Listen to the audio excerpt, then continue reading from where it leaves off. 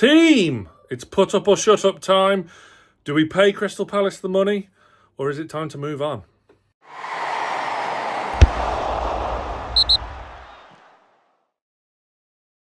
Hello everyone, welcome back to Newcastle Fans TV. Before we start, as always, give the video a like. But a thank you from me to everyone who wished me well and congratulations messages to me, whatever, on social media or on Lee's video last week about my burgeoning new career. The day job is a-changing. Yes, I'm going full-time as a sports broadcaster as of next month. I'm working for Coral TV, so it doesn't feel real yet, I'm not going to lie. But yeah, it's exciting, and I'm already doing bits and pieces for them, and have been for a while, but it's been made permanent now and going full-time as a broadcaster. That's it's big, so I'm obviously over the moon. So thank you for everyone who's wished me well. No surprise about what today's video is all about. Marc Guehi, the third bid from Newcastle, has now been rejected by Crystal Palace. Is it time to move on? I don't want to stand here and say to you that I don't want Marc Guehi, because I do, because he's a fantastic player, brilliant English centre-back, and he's got the place in the England team. It's his to lose now, really. Harry Maguire has to prove to Lee Carsley, or whoever the future England manager is going to be, of why he should get back in the team ahead of Marc Guehi.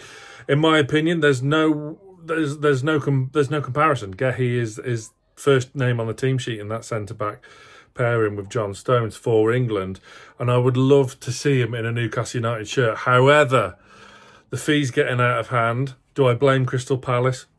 I've got to be honest, apart from Simon Parrish's awful hairdo, and even then, I can't say anything. I don't blame him one bit.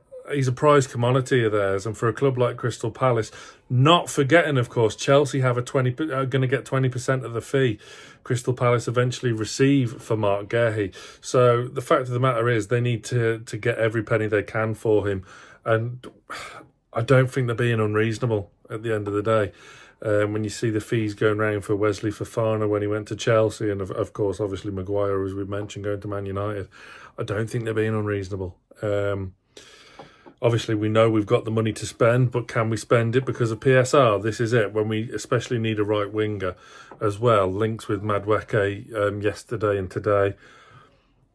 I've got to be honest, he does nothing for me whatsoever. I would be a bit disappointed if we signed Madueke, if I'm honest. But Guehi, the fees they're being quoted, obviously 65 million as a starting point plus add-ons, and could you go across Europe and get someone of equal quality, or maybe someone of bigger potential? Automatically, I think of Ousmane Diomande from Sporting Lisbon. The Thiaw links have all gone quiet, which I'm quite pleased about, because again, he wasn't a good player, but I don't think he's in the same league as a Guehi, or has quite the same potential as a Diomande does.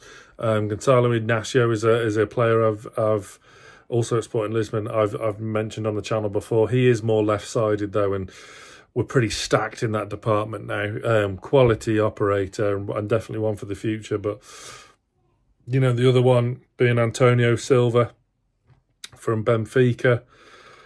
I don't know. You could all get these players probably cheaper than what Crystal Palace want for Marc Guehi. But are they Premier League proven? No, of course not. Could they well be, like Sven Botman? Absolutely, they've got all the talent in the world. So it's a difficult one. You've got to let me know what you think. Do we move on? If we do have to move on, hit me up with a name in the comments of who Newcastle United should be going for, or is it time to just put the money up? Share has trained this week, so should be fit, fingers crossed, for the match against Southampton on Saturday. I will be there. Hope to see a few of you there too. Eddie Howe's press conferences are back, obviously. They start again tomorrow, so can't wait for that. The poker continues with Eddie Howe. But we shall see. It's a tricky one, the Guehi situation. Neither, I say neither. It benefits Crystal Palace certainly more than it does Newcastle, with this being done out in a public space, in a public setting. I don't know.